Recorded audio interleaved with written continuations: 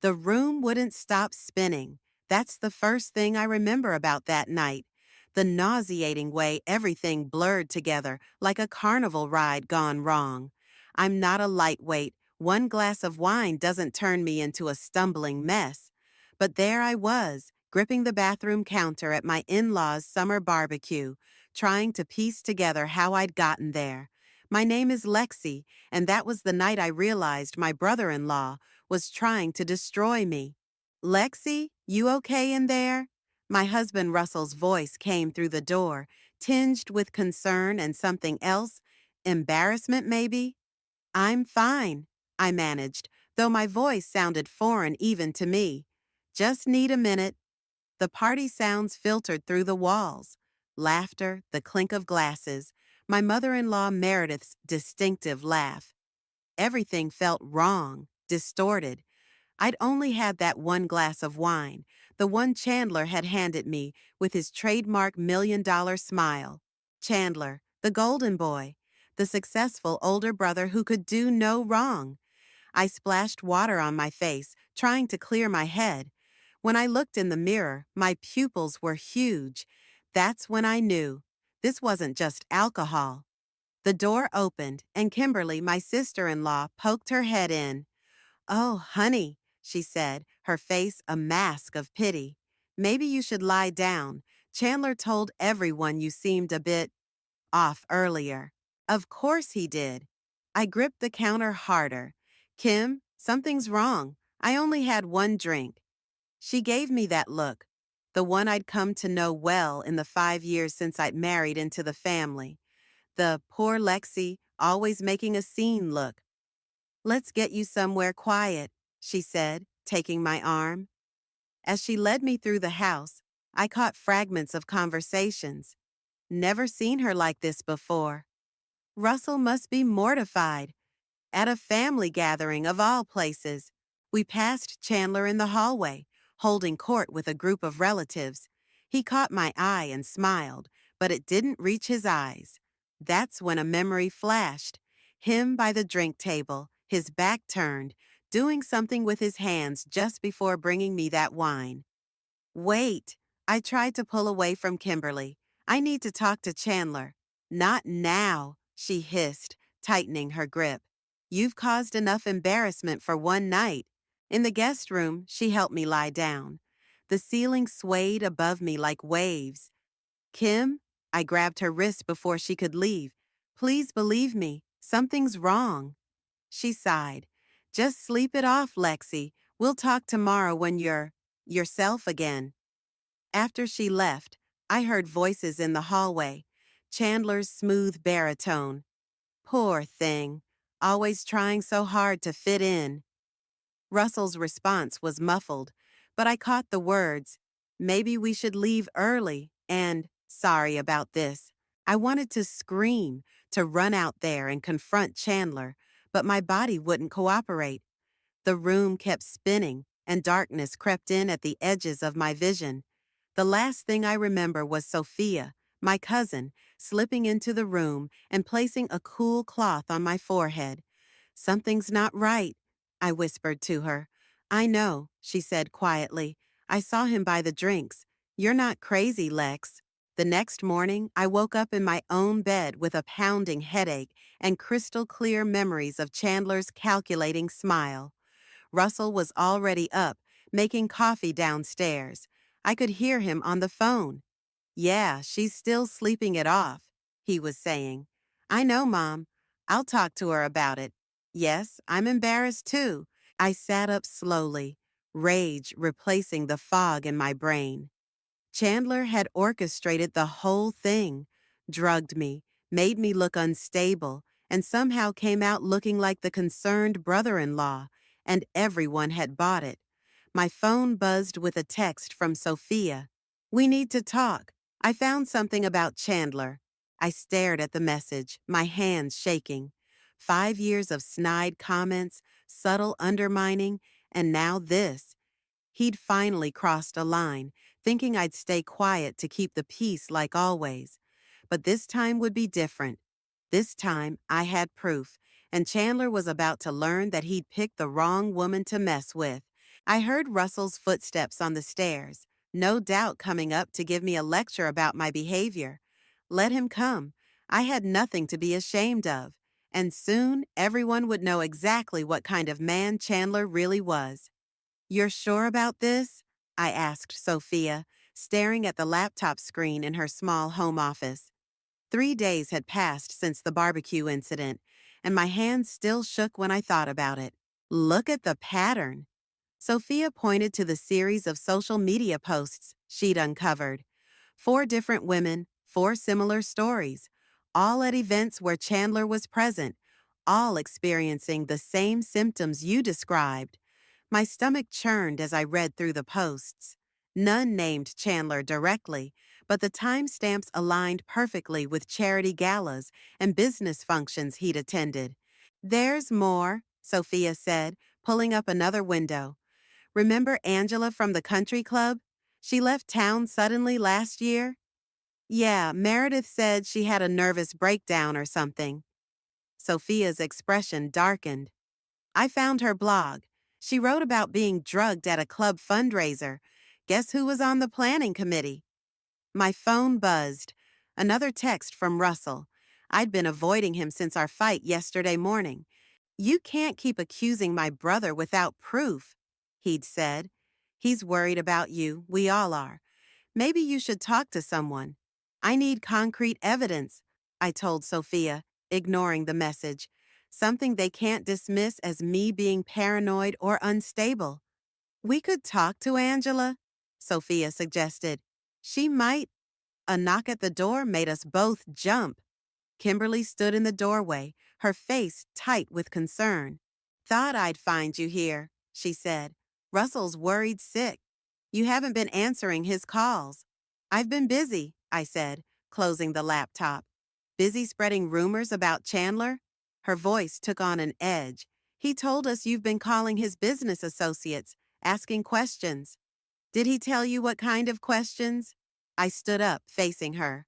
"About the women who've mysteriously fallen ill at his events? About the missing charity funds from last year's gala?" "Stop it," Kimberly snapped. "You're embarrassing yourself. Chandler built that charity from nothing. He helps people." "Like he helped Angela?" Sophia interjected. Kimberly's face paled slightly. "That's different. She was unstable." "Was she?" I pressed. "Or did Chandler make her look unstable, just like he's doing to me?" "I can't listen to this." Kimberly turned to leave, but paused. "Meredith's hosting dinner tomorrow night. She wants everyone there to clear the air. Don't make things worse, Lexi." After she left, Sophia pulled up another document. "Look at this. Financial records from the charity. Large withdrawals, always after major fundraising events." "Can we prove where the money went?" "Not yet, but—" Sophia's phone chimed. She read the message, her eyes widening. "Morgan just texted. She wants to meet. Says she has information about Chandler, but we have to be careful." Morgan, the family friend who'd worked with Chandler at the charity for years. My heart raced. "When?" "Tonight. The coffee shop on Oak Street." I grabbed my purse. "Let's go." The coffee shop was nearly empty when we arrived. Morgan sat in a corner booth, nervously shredding a napkin. She looked up as we approached, her face drawn. "I shouldn't be here," she said quietly. "If Chandler finds out—" "He won't," I assured her, sliding into the booth. "What do you know?" Morgan glanced around before pulling out a USB drive. "Financial records, emails, everything I could copy without being noticed. He's been skimming from the charity for years, but that's not the worst part." She lowered her voice. "The drugs? He keeps them in his office. I've seen him with them. The night of the barbecue, I saw him take something from his desk before leaving." My hands trembled as I took the USB drive. "Why are you helping me?" Morgan's eyes filled with tears. "Because I saw what he did to Angela. I stayed quiet then, told myself I was imagining things. I can't do it anymore." As we left the coffee shop, Sophia squeezed my arm. "This is it, Lexi. Real proof." My phone buzzed again. "Russell, This time I answered. "Where are you?" he demanded. "We need to talk." "Yes, we do," I said, clutching the USB drive. "But first, there's something you need to see." The truth was finally within reach, but as I drove home, dread settled in my stomach. Tomorrow's dinner would change everything. The question was, would my family believe the evidence, or would Chandler find a way to twist this too?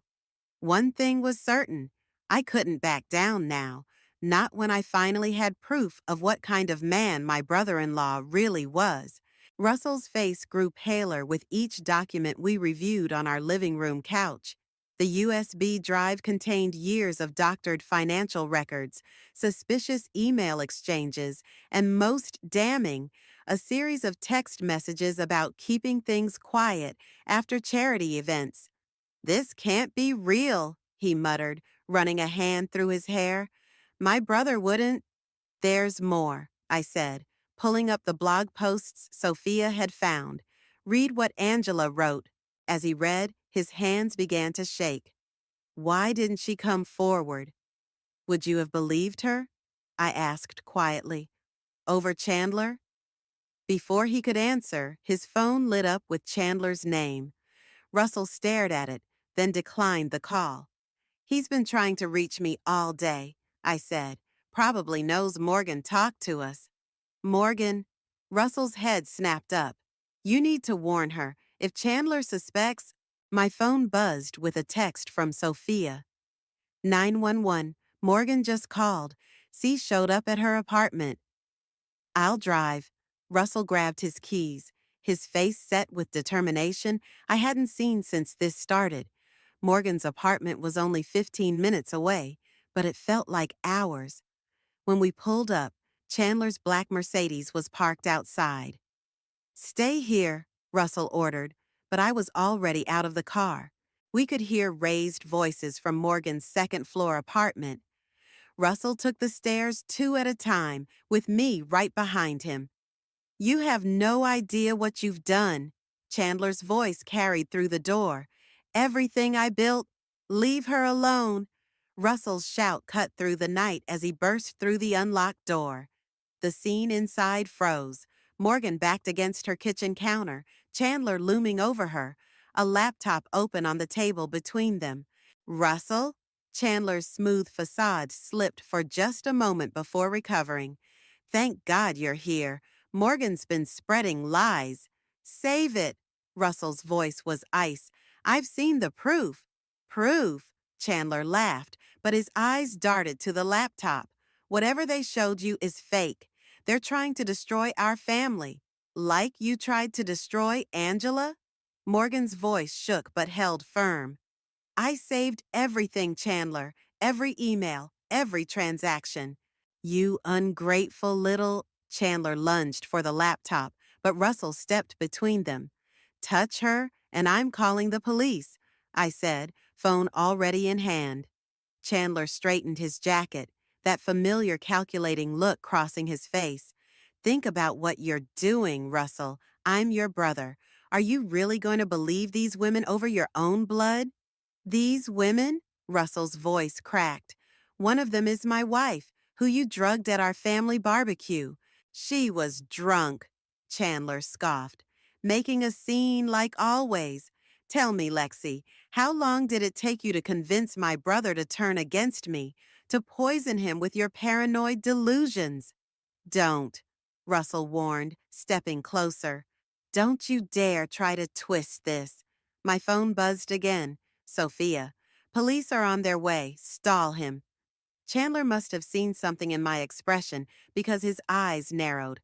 "What did you do?" Sirens wailed in the distance. Chandler's face contorted with rage. "You've ruined everything," he snarled, grabbing his keys. "All of you." "Chandler, wait!" Russell reached for him, but Chandler shoved past, thundering down the stairs. Tires squealed as his Mercedes peeled away, just as police cars rounded the corner. Morgan collapsed into a chair, shaking. He was trying to delete the files, but I already backed everything up. "He's going to destroy me for this." "No, he won't," Russell said firmly, putting a hand on her shoulder. "We won't let him." Two police officers entered the apartment, and the next hour was a blur of statements and questions. When we finally got home, it was past midnight. Russell sat heavily on our couch, looking older than I'd ever seen him. "All these years," he whispered, "all the signs I ignored because he was my brother." "It's not your fault," I said, sitting beside him. "Tomorrow's dinner at Mom and Dad's," he said. "They need to know everything before Chandler spins his version of events." My phone lit up with a final message from Sophia. "Just heard from a friend at the DA's office. They're opening an investigation into the charity's finances. It's happening, Lex." I showed Russell the message, watching reality settle over him like a heavy blanket. "He's not gonna go down quietly," I said. "No," Russell agreed, taking my hand. "But this time, he's not facing you alone." Tomorrow would bring its own battles, but for the first time since the barbecue, I felt steady. The truth was out there, impossible to ignore. Now we just had to make Chandler's biggest supporters, his parents, see it too. The silence at Meredith and Hugh's dinner table was deafening. Russell had just finished showing them the financial records and explaining the previous night's events with Morgan. Meredith's hand trembled as she set down her wine glass. "This is ridiculous," she said, but her voice lacked its usual conviction. "There must be some explanation." "There is," Hugh's voice boomed across the table. "Someone's clearly fabricated these documents to frame Chandler." "Dad," Russell leaned forward. "Morgan worked with him for years. She has proof." "That girl always was jealous of Chandler's success," Meredith cut in. "And now she's convinced you both to participate in this witch hunt." My phone buzzed. A text from Sophia. "Angela's agreed to meet. She's flying in tomorrow." Before I could respond, the front door opened. Kimberly rushed in, her face flushed. "Have you seen the news?" she demanded, holding up her tablet. "They're saying the charity's under investigation. Chandler's face is everywhere." Hugh snatched the tablet, his complexion darkening as he read. "This is your doing," he pointed at me. "You've never accepted Chandler, always trying to create drama." "Stop it." Russell slammed his hand on the table, making the dishes rattle. "Look at the evidence, Dad. Really look at it." "Where is Chandler?" Meredith's voice quivered. "Why isn't he here defending himself?" As if on cue, my phone rang. An unknown number. I answered on speaker. "Hello, Lexi." Chandler's voice filled the room, smooth as ever. "I hope you're enjoying destroying our family." "Chandler, where are you?" Meredith cried. "Ask your daughter-in-law, Mother. She's the one who's orchestrated this whole thing. But don't worry, I'm not going down alone." "What does that mean?" Russell demanded. "It means," Chandler's voice turned cold, "that I have my own evidence about everyone. Did you know, Mother, that your perfect Russell has been embezzling from his own company? And Lexi, those prescription drugs in your bathroom cabinet, they're not in your name, are they?" My heart stopped. The pain medication from my car accident last year. I'd used Russell's prescription when mine ran out. "That's enough," Hugh growled. "Come home, son. We'll fix this." "Fix it?" Chandler laughed. "Like you fixed things when I was 17? When you paid off that girl's family to keep quiet?" The color drained from Hugh's face. Meredith gasped. "We swore never to speak of that," she whispered. "Well, now everyone's gonna know everything," Chandler said.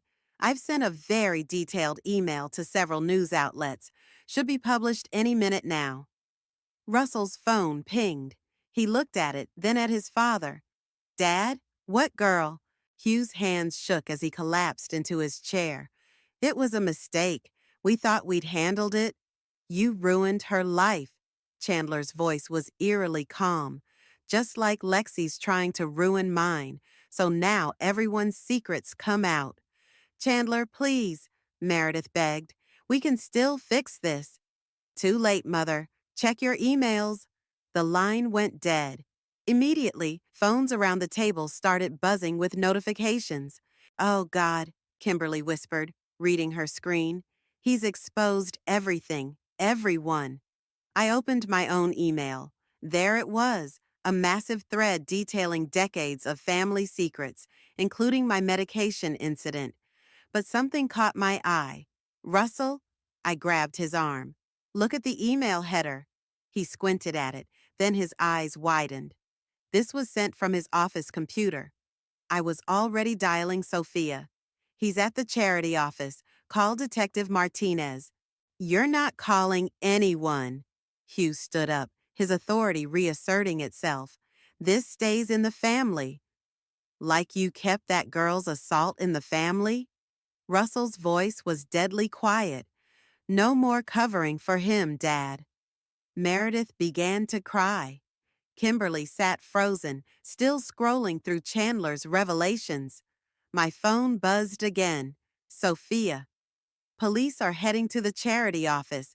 Angela's landing in 2 hours. I'm going, I announced, standing up. Anyone who wants the full truth, come with me.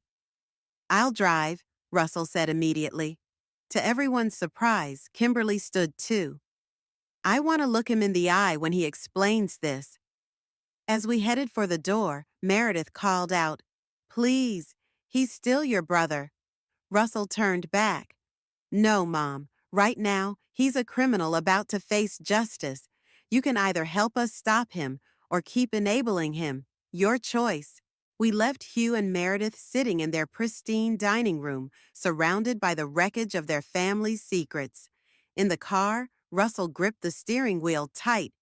The charity office is 20 minutes away, he said. Let's end this.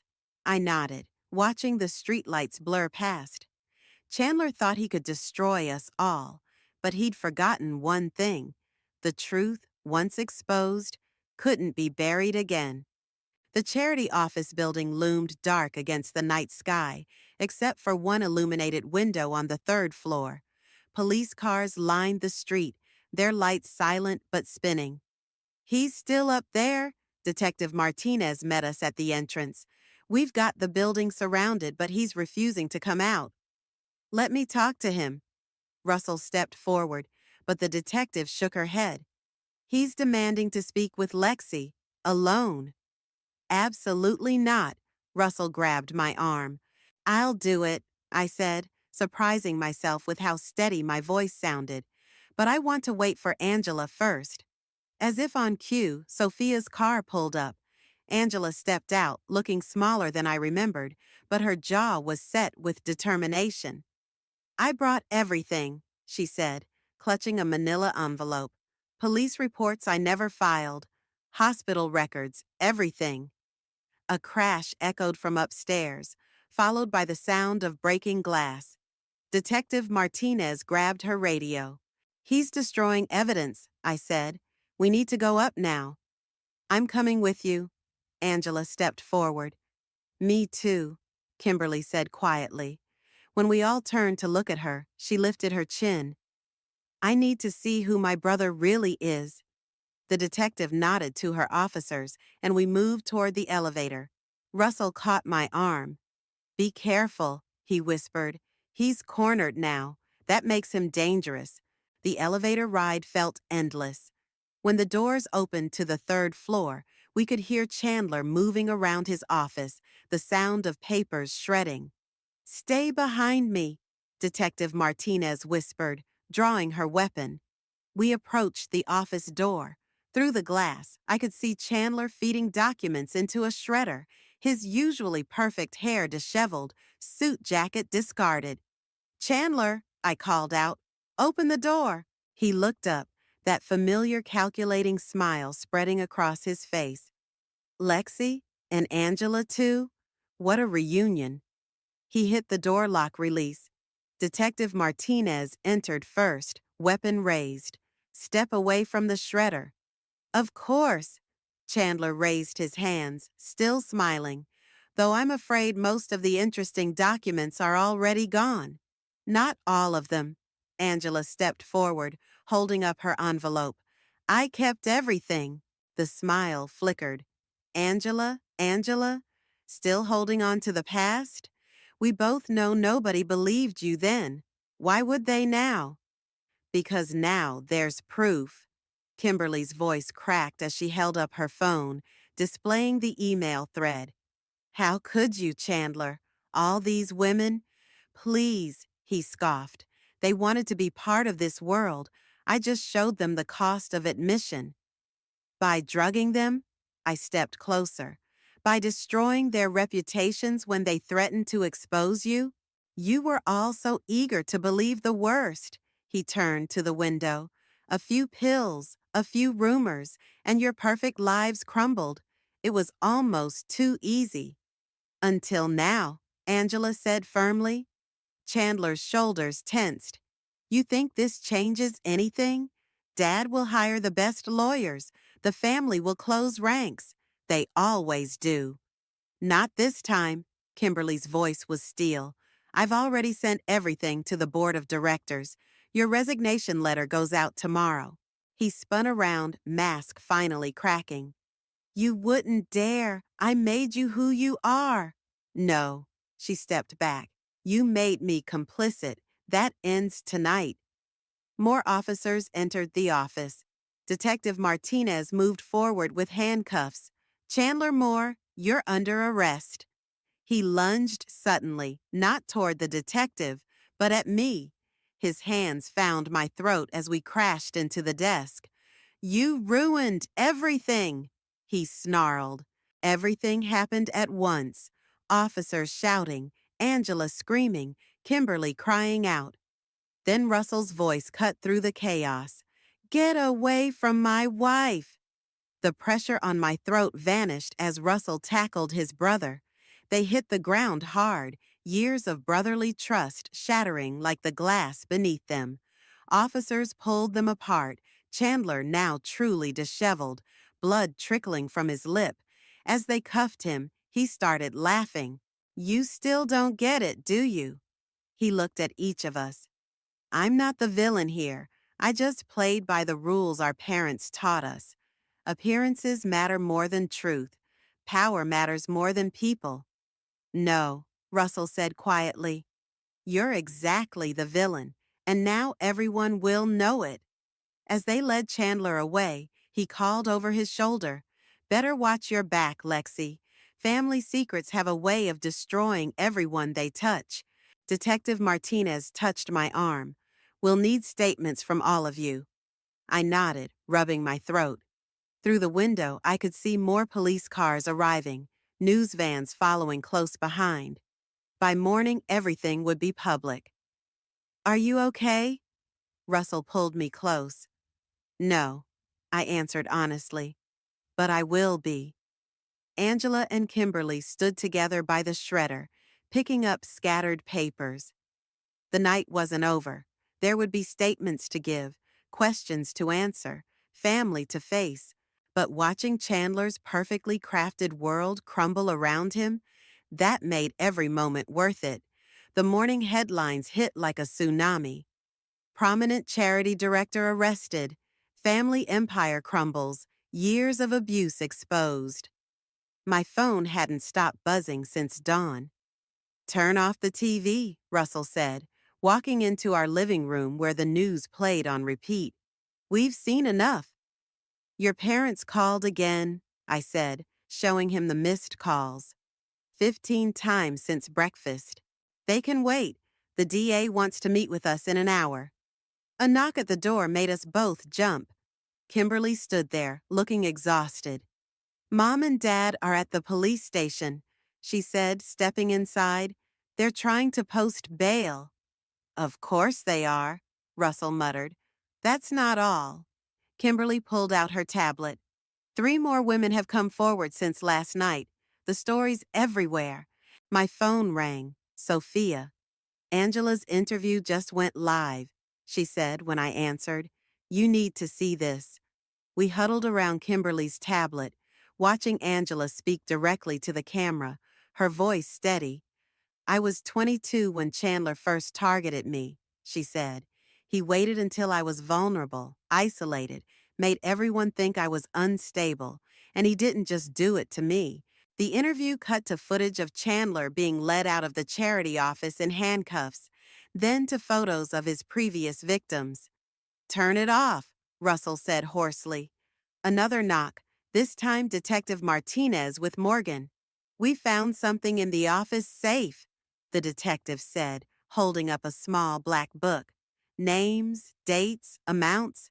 He kept records of everything, including blackmail, Morgan added. He had dirt on everyone who could expose him. That's why he was so confident, I realized. He thought he was untouchable. "The DA's pushing for maximum charges," Detective Martinez continued. "But we need you all to testify." "I'll do it," Kimberly said immediately. "I enabled him for too long." My phone buzzed again, Meredith calling. This time I answered. "How could you do this to us?" she sobbed. "To your family?" "How could you protect him all these years?" I shot back. "How many lives did he ruin while you looked the other way?" "You don't understand," she pleaded. "We did what we had to."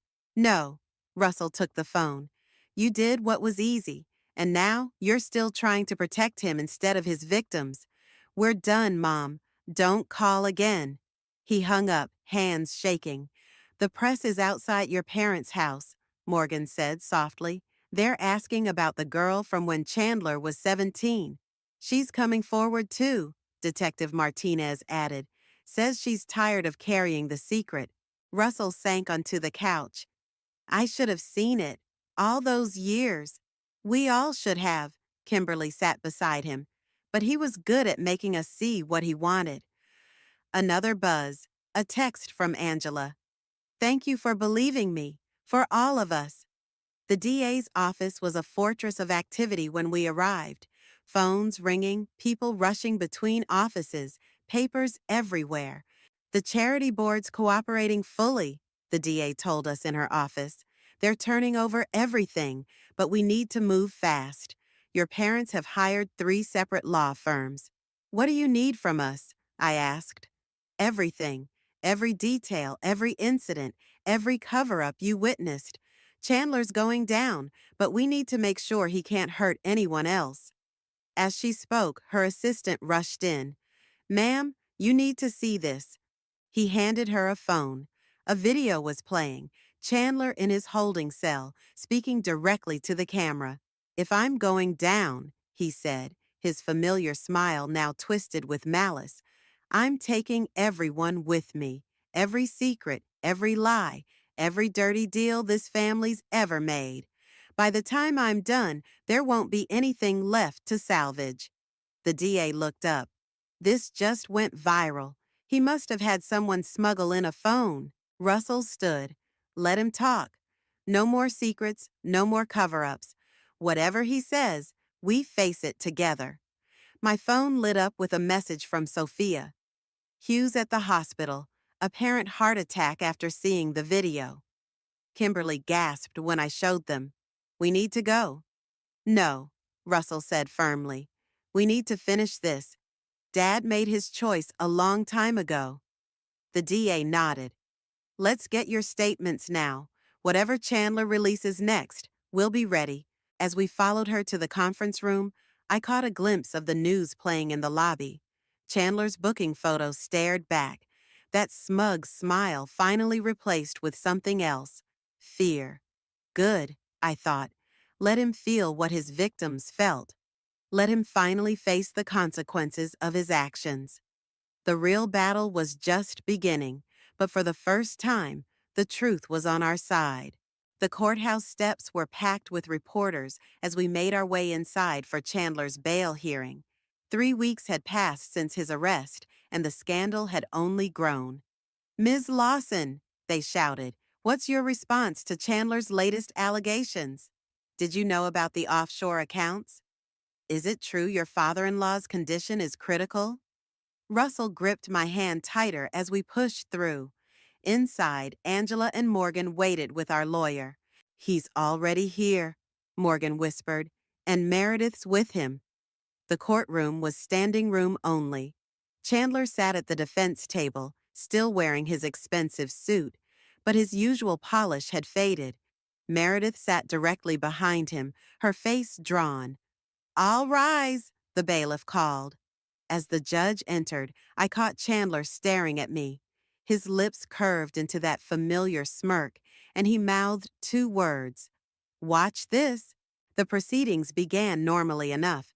The prosecution outlined the charges: drugging, financial fraud, blackmail. Then Chandler's lawyer stood. "Your Honor, my client would like to address the court." The judge peered over her glasses. Unusual at a bail hearing, but proceed. Chandler stood straightening his tie. "Thank you, Your Honor. I'd like to confess." A gasp rippled through the courtroom. His lawyer grabbed his arm, but Chandler shook him off. "Not to these ridiculous charges," he continued, "but to the real crime here, the systematic corruption of an entire family." "Objection!" The prosecutor jumped up. "Let him speak," the judge said, looking intrigued. Chandler turned to face the gallery. "My dear sister-in-law Lexi thinks she's exposed some great truth, but she's only scratched the surface. Shall we talk about how my father built his empire? How many people he destroyed?" "Chandler, please," Meredith whispered. "Or how about my brother Russell? So righteous now. But where did he think the money for his startup really came from?" Russell tensed beside me. "And Lexi." Chandler's eyes found mine. "Sweet, innocent Lexi. Did you tell them about the real reason you left your last job? About the married man?" "That's enough," Russell stood. "Order." The judge banged her gavel. "I have proof of everything," Chandler announced. "Documents, recordings, photographs. I protected this family for years, covered every dirty secret. And this is how they repay me?" "Your Honor," his lawyer interrupted, "my client is clearly under stress." "I'm clearly the only honest one here," Chandler shouted. "Every accusation against me, they knew. They all knew. Ask my mother about the trust fund she set up for my victims. Ask my father about—" "Stop," Meredith cried out, standing. "Please, I'll tell them everything." The courtroom froze. Chandler's smirk faltered. "Mrs. Moore?" The judge leaned forward. Meredith's voice shook. "The trust fund is real. We knew what he was doing. We thought we could control it, contain it. Hugh said it was better to handle things quietly." "Mom, shut up," Chandler hissed. "No." She straightened her spine. "I'm done protecting you. I'm done destroying other families to save our reputation." She turned to Angela. "I'm so sorry. We should have stopped him years ago." Chandler lunged at the barrier separating him from his mother. "You stupid woman. Do you know what you've done?" Officers rushed to restrain him as he thrashed and shouted, "I'll destroy you all. Every last secret, every lie." Bail denied. The judge's voice cut through the chaos. "And add witness intimidation to the charges." As they led Chandler away, he locked eyes with me one last time. The smirk was gone, replaced by pure hatred. Outside, reporters swarmed again, but this time Meredith stepped forward. "I have a statement to make," she said clearly, "about everything." "Mom, don't," Kimberly pleaded. "It's time," Meredith replied. "The truth isn't just what Chandler decides to reveal anymore." As she began speaking to the press, Russell pulled me aside. "What he said about your last job, it wasn't true," I said firmly. "But there will be more lies. He's not done yet." "Doesn't matter." Russell squeezed my hand. "We face whatever comes next together." My phone buzzed. "Sophia, Hugh's awake. He's asking for Russell." I showed him the message. "You should go. We should go," he corrected. "No more divisions in this family. We either heal together or break together." As we left the courthouse, I watched Meredith still speaking to the reporters, tears streaming down her face but voice steady. Behind her, Angela and Morgan stood supportive, united. Even Kimberly had joined them. Chandler had tried to break us with secrets and lies. Instead, he'd forced us to face the truth, all of it, ugly and raw and necessary. The healing could finally begin. The verdict took less than 2 hours. I sat between Russell and Angela as the jury foreman stood, holding the piece of paper that would end this chapter of our lives. On all counts, we find the defendant guilty. Chandler didn't flinch. He'd spent the entire trial wearing that same calculated smile, even as victim after victim testified against him, even as his own mother detailed decades of cover-ups. The judge's voice cut through the courtroom. The defendant will rise for sentencing. As Chandler stood, he turned to face us. Gone was the polished charm, replaced by cold hatred. Would the defendant like to make a statement before sentencing? The judge asked. Only this, Chandler's voice carried clearly. You think this ends here? You think you've won? Everything I said about this family was true. They're no better than me. They're just better at hiding it. That's enough, the judge interrupted. Based on the severity and duration of your crimes, I hereby sentence you to 25 years in state prison. The gallery erupted in whispers. Hugh, attending court for the first time since his heart attack, gripped Meredith's hand. Additionally, the judge continued, you are ordered to pay restitution to your victims and the charity. Your assets will be seized. You can't touch my assets, Chandler sneered. They're all offshore. Actually, Morgan stood up. The board already found them. Every account, every transfer. It's all being returned. For the first time, Chandler's smile cracked. As officers approached to take him away, he locked eyes with me. Enjoy your perfect little family, Lexi. Just remember, you're all still lying to each other. Some secrets never die. You're wrong, I said, loud enough for everyone to hear. We're done with secrets. The officers led him out. The last thing we saw was his face contorting with rage as the doors closed behind him. Outside the courthouse, Hugh approached me slowly, leaning on his cane. Lexi, his voice was rough. I owe you an apology. All these years, I thought I was protecting my family. Instead, I was protecting a monster. We all have to live with what we enabled, Meredith added softly. But thanks to you, no one else will be hurt. Angela stepped forward. The foundation's being restructured. We're turning it into a support network for abuse survivors. Will you help us? Of course, I said, as Russell wrapped an arm around me. Kimberly joined us, holding up her phone. Chandler's last attempt at revenge just backfired. Those offshore accounts he mentioned, they've led investigators to 3 other predators in his circle. They're being arrested now. Good, Russell said firmly. Let them all face justice. My phone buzzed, Sophia sending a photo. The charity's new sign was being installed. The Phoenix Foundation, rising from ashes. It's perfect, Morgan smiled, looking at the image. A fresh start. Hugh cleared his throat. There's something else we need to discuss. The family estate? Dad, you don't have to, Russell began. Yes, I do, Hugh interrupted.